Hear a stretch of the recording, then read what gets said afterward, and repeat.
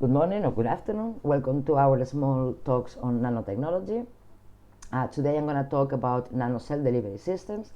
This video aims people who will like in the near future, I hope, to start develop their own Nano-Cell delivery systems in order to deliver either a drug or an oligo, or an RNA, or even a full gene into a specific cell. As you know, nano is a unit of size, it's a billionth of a meter, and currently we're talking about nanotechnology. This is because probably around 30 years ago they started, and currently ongoing obviously, to develop new microscopies that allowed us to visualize material at the nanoscale. But at the same time, we have this field because there has been quite a lot of development in nanofabrication. So what it happens is that you can make, now currently we can actually make our own material at the nanoscale and we can visualize it. When these two things got together, we could find that you can visualize what you make, you can start understanding what are you doing, and one of the things that actually everybody working on the field of nano realized that the material at the nano level have completely new properties related or comparing to the same material at the macro level. So the study of the nanoparticles or the nanostructure is what we call it nanoscience, and the application of the new properties is what we call nanotechnology. Currently there are a lot of nanotechnology applications. Some of them are already on the market. I mean, applications on the field of energy, communications, electronic, and materials. But today I'm going to talk a little bit of what nanotechnology is doing in medicine, and in particular the Nano-Cell delivery systems. NanoMedicine, nanotechnology is making an impact in 4 big different groups. The first one is the help to make nano devices for medical surgery, which is making like a very small, for instance, very small needles. Nanotechnology as well has a big impact on regenerative medicine, and currently we are developing nanotechnology for sensors and diagnostics, but today I'm going to focus on nano delivery systems. What one person wants to achieve with a nano delivery system is a carrier where you can actually load your drug or your molecule of a study, and basically with this you already win a little bit of stability, like quite a lot of stability, but also we are trying to develop systems that are able to select and target the specific cell that you want, a specific tissue, but specifically a cell type. I started in this project basically because I've been studying for quite a long a protein, a DNA topoisomerase. We know that this protein is overexpressed in cancer cells, so we have lots of different drugs that target this protein at the cytoplasmatic level of a cell. We know that approximately 80% of the chemotherapy drugs that are in the market target this protein, but we know that because these drugs can actually go to any single cell and this protein is active in any single cell in the body, these drugs inhibit the protein not only in cancer cells but also in normal cells and healthy cells. So there is not a selectivity, and that's why we have what we call the chemotherapy side effects. So our project, our aim was to develop a system that targets this protein only in cancer cells, and that's how I started with the field of nanomedicine. A couple of years ago I started to classify how many systems do we have to deliver something, a molecule, into the cell, and I proposed to classify them, which is kind of difficult, but to classify them in 3 different types of systems. The one that, for instance, like the ones that they use physical properties, we call it physical systems. The one that use biological systems, or the one chemical systems. So 3 different blocks in a classifications. Within the physical systems are all of them that they use a physical property to either break or permeabilize the membrane of the cell and getting something from outside to the inside. The biological systems is the same, but instead of using a physical property or physical vector, in this case they use a biological vector. And the biological systems, the ones that has a big impact are the viral systems, so using viral attenuated, obviously, capsids like the outside, where you can load something inside, and they use the biological way of a virus attacking and enter into the cell. And this is one of the most useful ones, but has obviously advantage and disadvantage. But it's probably one of the most effective systems for any cell delivery. Within the chemical systems, we can now separate between the ones that are made by organic. I already call it organic nanosystems because I'm talking about systems that are small enough to be classified nano, and the inorganic nanosystems. Within the organic nanosystems, in my opinion, are the ones that are the quite developed at this moment. We have the ones are made by polymer complexes, as we call polymeric nanoparticles. So they are, for instance, like a group of self-assembling polymers like RNA, like DNA. Some of them already use peptides, so a mix between a polymer and a peptide of protein origin. In this case, they use a lot a peptide that we know that permeabilize the cell membrane.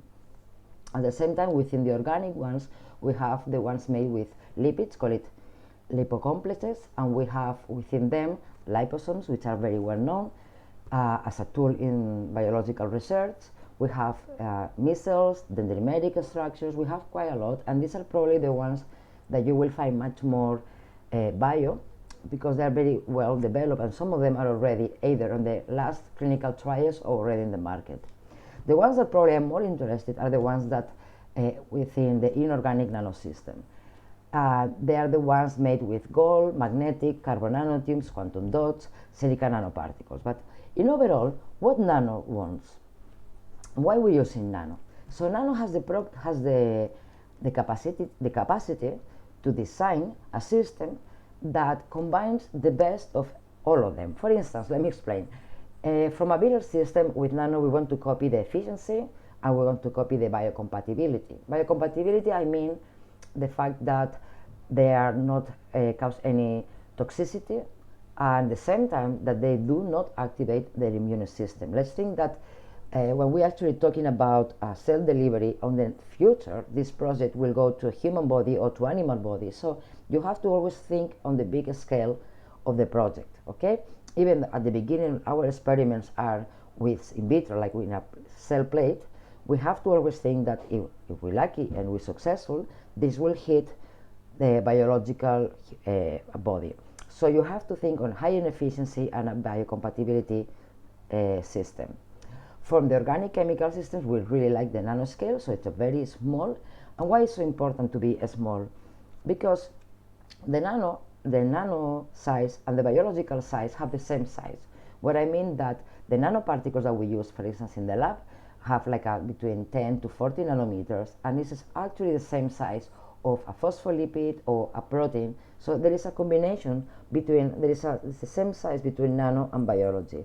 And that's why we can make things that are so specific towards a particular protein, okay? For the inorganic chemical systems, we want to have a device that has a new physical properties, and I will explain why later. So overall, that's why nano is trying to achieve. When I'm talking about the inorganic nanoparticles, I'm talking about this new material, or these materials that they call smart nanomaterials. Actually, I don't really like the name of smart materials, but what they mean. So as I told you from the beginning, nano by itself has the property that at the nano level we have new properties, new physical chemistry properties, when they are very tiny at the nanoscale, comparing to the same material at the macro level. But there are some materials that they go beyond that. For instance, gold, silver, carbon nanotubes, super paramagnetic nanoparticles. Actually, they call it smart because we can tune these properties. Upon an external stimulus, you can change these physical properties. And this is what we are using, this changing of properties. This is what we're using as a control to switch on and off the capacity of these nanoparticles, of these nanostructures, to actually go inside the cell. However, today I'm not going to talk about a specific system. There's quite a lot in bio currently, but I would like to talk about the 5 important steps that you need to be very careful when you are starting and you want to think on the potential system that you would like to engineer. One of the first challenges that you have to find is first the material. So what materials I should use? What is the material? What is the best material? What properties I'm looking for?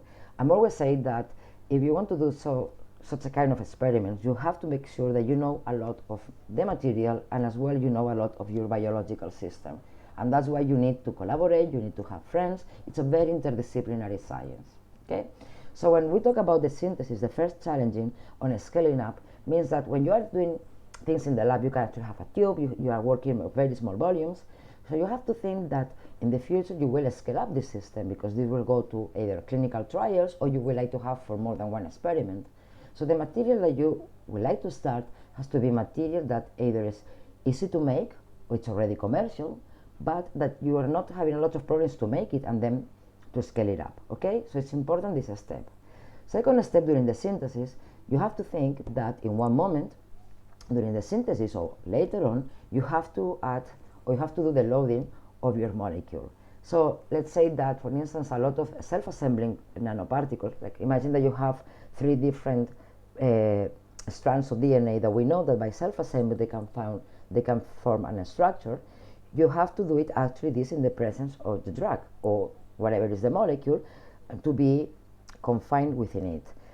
Some of these systems have failed because the self-assembling sometimes fail in the presence of what type of drug you're using, especially because the drugs are very insoluble and we normally dissolve them in very inorganic component. This can affect the synthesis of the nanoparticle. When you more or less thought about that, the second challenge that you can find is the biological medium. What I mean with this, so once you have the nanoparticle made and you add it into your biological medium, we know that all these mediums they are very rich in proteins, they're very rich in other molecules. So all these other molecules we know now that will actually be attracted to the surface of the nanoparticle, and they will form what we call it now protein corona. And if the protein corona is big and it's really robust, it may actually produce the aggregation and change of the identity of your nanoparticle. So we know that the formation of the protein corona is very dependent on the surface charge of the nanoparticle. And this is something that there is a lot of good research being done with this, and you have to be very careful and pay attention for your future design. The third challenge or important thing that you have to take care when you design your system is that, let's imagine that you will deliver it into a blood system. So the nanoparticle has to have a size, surface charge, and a property that will allow it to go from the blood and cross to the endothelium, to the vascular endothelium, to go through the cells that you want to target. So you have to think what is the size convenient, how we can go through all the different steps. It depends on the type of cell that you are targeting. If you're targeting, let's say, red blood cells, that's easy, right? But if you want to target something that is within a tissue, you have to bear in mind that you need to have you need to know what is the cellular transport. And one of the most important parameters that we found is the size of the nanoparticle. Once we go through all of this, the last step that you need, one of the important steps that you need to take care now is about the targeting. So let's imagine that you are targeting a tumor cell. Within a tumor, you maybe have good cells and tumor cells, and you want to only deliver your nanoparticle to the tumor cells. So how targeting is being developing currently? There are 2 different ways at this moment. The first one is by detecting the biomarkers that we have in the cancer cells membrane. So what it means? We know that when a cancer cell is developed, you have different proteins that are overexpressed on the membrane, and we know that these are this is the very important and specific identity of a tumor cell. So you can target your nanoparticle against these biomarkers. Important, these biomarkers may be changed, or we know that it changed during the tumor cell progression, are different on different type of cancer cells, and it may be very different within different individuals. So here is where I'm saying that you need to know very well the biosystems that you are using. Okay. There is another way that people are start thinking on developing is by realizing, for instance, in cancer cells, the membrane is much more permeable. So we have chemistry targeting or a physical targeting. We can use this permeability of the cell to play with it and allow nanoparticles or nanostructures to go through this kind of permeability. Okay? If you would like more information, I suggest to go to this paper, and you can find more information of the different points that I mentioned today. And finally, the internalization and the trafficking of the nanoparticles. So finally, let's imagine that you reach with the membrane of the cell that you want to target. Now the next step is you have to go in and you have to bring the drug or the molecule either to the cytoplasmatic level of the cell because your protein you target is there, or to the nucleus. Okay? So we know that there are different mechanisms for the cell to uptake molecules from outside inside. We currently see the majority of the nanoparticles, because they have a size. The most common mechanism for cellular uptake of nanoparticles is by the endocytosis process. We know that this endocytosis process can be activated in different ways. This basically depends a lot on the type of cells that you are working, but in general, when the endosome is formed, as you can see here, when the endosome is formed, the drug and your nanoparticle will be within it, okay? And what happens later is there is this first endosome formation, as we call it early endosomes. These endosomes will go through different steps of mature until you get to what we call the lysosome. So the late endosomes and the lysosomes. When you reach with this vesicle, reach the lysosome, something happens inside, which is mainly due by a very big change on the pH and different process that produce the breaking of the lysosomes. When the lysosomes are broken, the nanoparticle with the drug will go outside to the cytoplasmatic level and to look for the next step of your next target. One of the things that we have found in all the studies with the nanoparticles, and we know as well, it's not only on drugs but on RNA and quite a lot of different molecules, that this degradation of the lysosomes produced as well the degradation of a lot of your drugs. Okay, so let's imagine that you get to the point of the lysosomes and you still have confined your drug on the nanoparticles, but it's in the last moment that it's been degraded. So we are now thinking, and there are one and two ways to overcome this problem. The first one, which quite a lot of people are studying right now, is, okay, let's start to break the endosomes, okay, when they're still on the early endosomes. So don't make the steps of maturity and get to the lysosome. So that's why we call it early endosome escape. And a lot of the nanoparticles, really good ones, are actually producing the late endosome escape. So basically you will have all your molecule on the cytoplasmatic level with a lower degree of degradation. If it's a drug, it will find the target. If it's an oligo, an RNA, or a gene, will now go to and do the nuclear transport. The other way to avoid this problem is to think another pathway that it doesn't follow the endosome pathway. And this is what some people are now investigating. From all of these 5 steps, I will say that the one that has the most impact on the degradation of the drugs are first because the drugs are they have very poor solubility. So you have to dissolve the drugs in very inorganic solvents, and these liquids, the solvents that we use, are already toxic. So you have a limitation on the amount of drug that you can use. Second, because if the drug cannot actually target the cell, you lose a lot of drug basically working in any other type of cells, not the one that you want. So a cell targeting is very important.